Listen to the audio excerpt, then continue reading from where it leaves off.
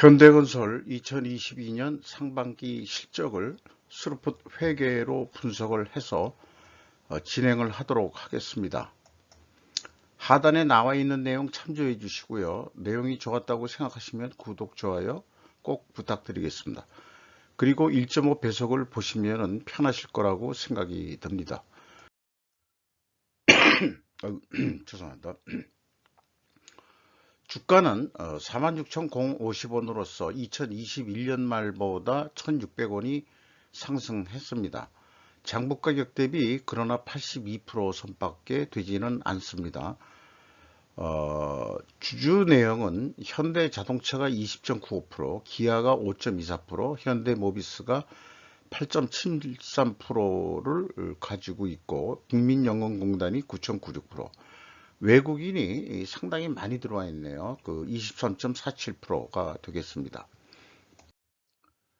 스루프 손익 내용에 있어서 매출은 5조 3,600억 원대로서 전년 동기보다 14%가 증가했습니다. 매출에 비례하는 매출 재료비는 12.9%가 증가했습니다.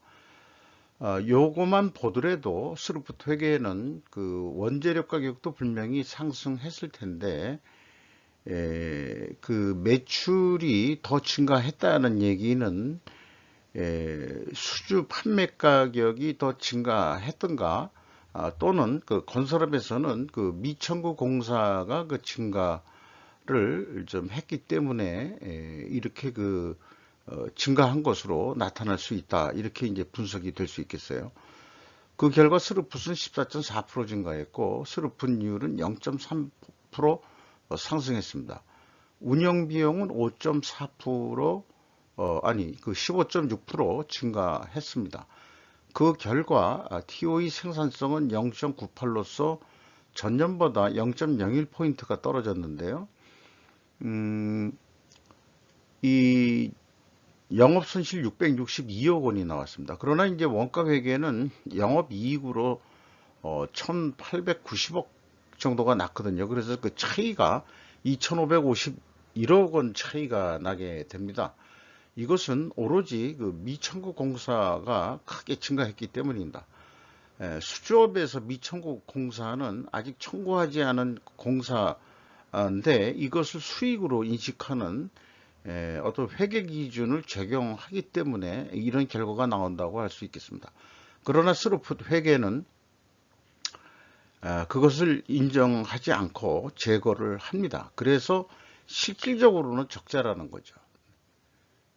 아직 청구도 하지 않은 거를 그 수익으로 인식하게 한다는 그 회계 기준이 과연 그 합리적인지 잘 판단이 안 됩니다.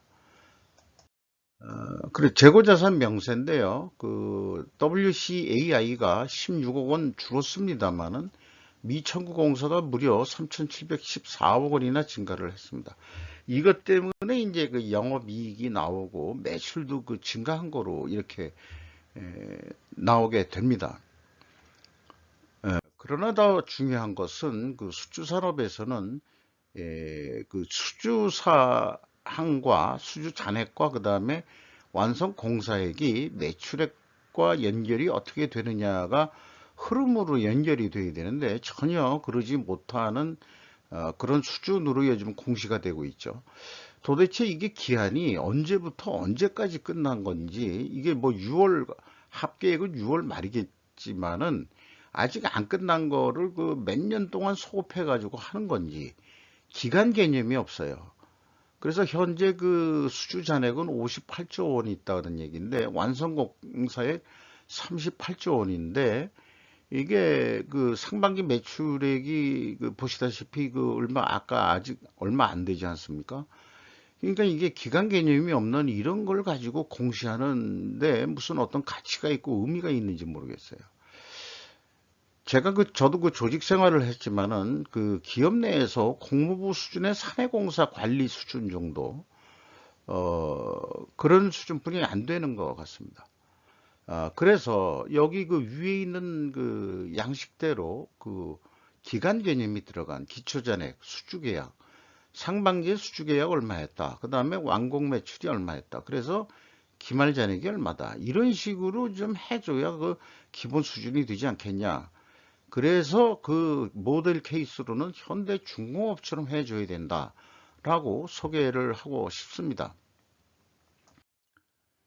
비용의 성격적 분류 내용에서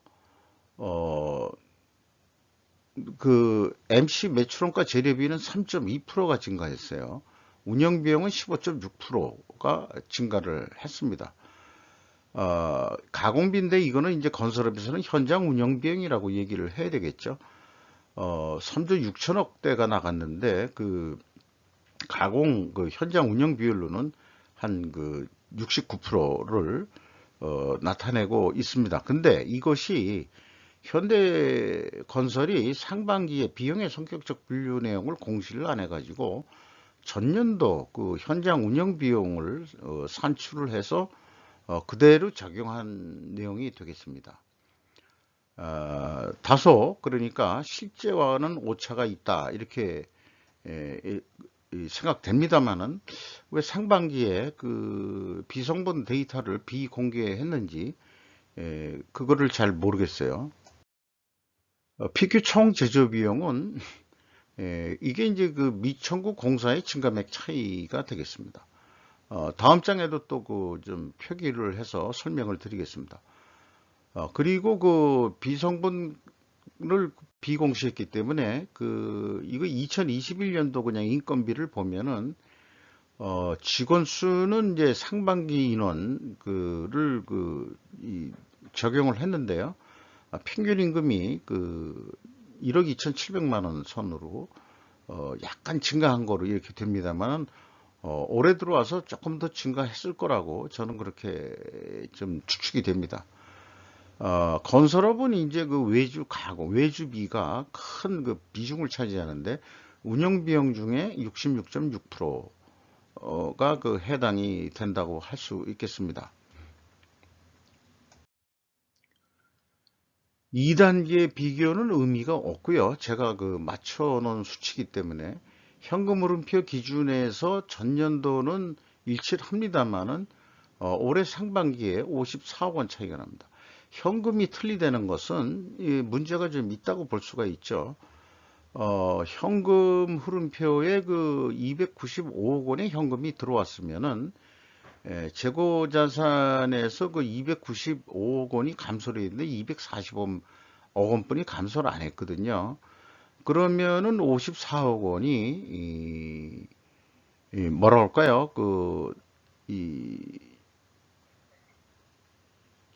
어디인가 그 날라갔죠, 돈이. 돈이 날라갔다고 이렇게 봐야 될 것 같습니다. 근데 이 내용이 무엇인지 추적하기가 매우 어렵습니다. 그리고 이제 그 미청구 공사가 그 중요하니까 이것도 이제 현금 흐름표에 나와 있는 금액하고 그 다음에 재무상태표에 나와 있는 증감액 차이가 무려 1251억 원이나 납니다. 현금식으로 읽으면은 현금이 4,965억 원이 나갔는데 그렇다면은 그 미청구 공사가 그 4,965억 원이 증가해야 되는데 3,713억 원뿐이 증가를 안 했거든요. 그러면 1250억 원의 현금이 또 어디 날라갔느냐 이렇게 또 물을 수밖에 없는 겁니다. 이게 그 미천공사도 이렇게 크게 차이가 나는 것도 이해가 좀 잘 되질 않아요. 일반적으로 미천공사도 뭐 매출 채권이라고 이제 회계 쪽에서는 인식을 해가지고 대손상각이라면은 어느 정도 이해했는데 대손상각이 이렇게 많이 있을 리가 없지 않겠느냐 뭐 이런 생각이 들어가는 겁니다. 그 경영평가 지표에 와서 포괄 재고 회전율은 그 2회전으로 떨어졌습니다. 그리고 그 스루폰율은 약간 상승을 했죠. 이렇게 이제 역방향이면은 부식회계 개연성 가정을 하는데 반증을 하려고 그러면은 원재료 가격 상승과 판매 수출 가격 상승으로 입증해야 된다라고 이렇게 그 추론해 볼 수 있겠어요. 요건 그 다음 장에 또 좀 말씀드리기로 하고 그러나 이제 그 미리 말씀드리면은 미천구공사 그 증가액이 또 그 영향을 미쳤다 이렇게 볼 수 있겠죠. 재고 회전율의 하락이. 매출채권 수금 속도는 그 1.7회전으로 약간 상승했고요. 매입 채무 지급 속도는 그 뭐 똑같습니다. 이렇게 그 건설업은 매입 채무 지급 속도가 빠른 게 일반적인 겁니다. 왜냐하면 이제 그 대부분 건설공사가 하청업체들한테 맡겨지는 거기 때문에 그 돈을 빨리 주지 않으면 공사가 더 진척이 안 되니까 이런 그 이 경향이 나타난다고 볼 수 있겠어요. 원재료 가격은 이제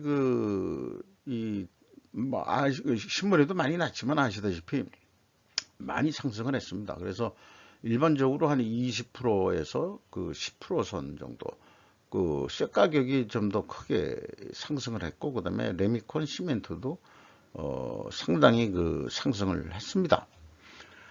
그러나 이제 수주 판매 가격은 공사 건마다 성격이 틀리니까 그걸 다 나열할 수는 없을 거고, 그래서 이 건설업의 제품 판매 가격이라는 거로 적용해가지고 제시할 만한 것은 좀 어렵겠다 이렇게 보아집니다. 그래서 어, 스루프트의 그 증가는 미천구 공사 증가도 크게 영향을 미쳤다. 이렇게 이제 봐집니다. 현금 흐름표, 현금 재무지표인데요. 1416억 원의 자본적 투자가 있었습니다. 그리고 EAT 세후 현금 순이익은 4238억 원으로서 수익률 5.5%, 전년 동기보다 1.9% 상승했습니다. 채권자한테 1305억 원을 갚아가지고 레버리지율은 17.5%로 떨어졌습니다. 이자율은 1.4% 정도로 산출이 됩니다. 주주잉여 현금 흐름은 이익배당 성격으로서 0.9%에 해당한다고 할 수 있겠습니다. 그 다음에 최종 2035억 원의 현금을 벌었다. 이렇게 이제 표현할 수 있겠습니다. 리스크 대비 현금 버퍼율은 37.9%로 넉넉히 가지고 있습니다. 이익잉여금률은 14.4% 상승했습니다. 이렇게 분석한 내용을 가지고 원가 회계 개념으로 연말까지 매출액을 예상해 보면 한 10조 정도, 10조 7천억 정도 될 것 같아요. 그러면 이제 뭐 계약을 한 10조 5천만 원 정도, 5천억 원 정도로 이렇게 계약이 된다면은 남는 게 한 1,589억 원 정도. 그러면은 이제 계획보다는 한참 떨어지니까 매출 인식 노력을 더 해가지고 5%만 더 해보자. 그러면 이제 계획하고 비슷하게 3,921억 원의 영업이익이 나는 것으로 건설업에서 매출액을 5%더 늘리자는 얘기는 어떻게 생각하면은 미천구 공사를 좀 빨리 끝내서 매출 인식을 미리 이미 한 것도 있지만 그거를 초과해서 정산을 해서 더 빨리 공사를 끝내 가지고 이 매출이 좀 더 빨리 인식이 되도록 그렇게 하는 것이라고 그렇게 이해하시면 되겠습니다. 여기에 적용한 것은 이제 미천구 공사는 적용을 안 했고요. 그냥 재고자산만 적용한 건데 8% 감소한다고 그런 가정하에서 산출한 금액이 되겠습니다. 스루프 쪽 입장에서는 거의 유사하게가 아니고 11조 1천억 정도를 해야 돈이 남는 거로 그렇게 좀 산출을 했습니다. 매출 재료비율을 좀 낮춘다는 것은 수주 판매 가격을 조금 더 신규 계약하는데 좀 더 올려야 되겠다. 뭐 그런 계획을 추가로 해가지고 했을 경우, 그 다음에 그렇게 되면은 스루프율이 이제 72.6%로 상승하는 거로 했을 때 실제 계약이 원가 회계 견적대로 그 10조 5천억 정도를 한다 그러면은 이 경우에는 그 스루프상으로는 적자가 나올 수밖에 없습니다. 한 3,530억 정도, 여기 화면 뒤에서 좀 안 보이는데요. 그렇게 이 손실이 나기 때문에 스루프 입장에서 볼 때는, 그렇다면 이제 그 흑자 전환을 한다 그러면 어떻게 하면 될 것이냐 그러면은, 이 스루프율은 그 계획한 그대로 가더라도 그 포괄 이 재고 회전율을 7.3% 증분해서 만약 이게 성공을 한다면은 매출은 12조 원 가량 할 수 있을 거고, 그 다음에 영업이익은 3,655억 원으로 이익을 낼 수 있을 것이다. 이런 계획을 해볼 수 있겠습니다. 이렇게 이 재고 회전율을 7.3% 정도 상승시키면은 매출액은 한 12.2% 증가하는 거로 이렇게 이제 그 결과가 계획 결과가 나타난다고 볼 수 있겠어요. 미청구 공사를 증가시켜 가지고 매출을 인식하는 원가 회계의 사고방식과는 영 판이한 거고, 정반대적인 관점으로 접근을 하는 거죠.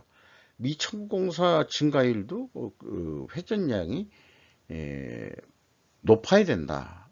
이런 취지로서 계획을 해 본 것입니다. 이상 마치도록 하겠습니다.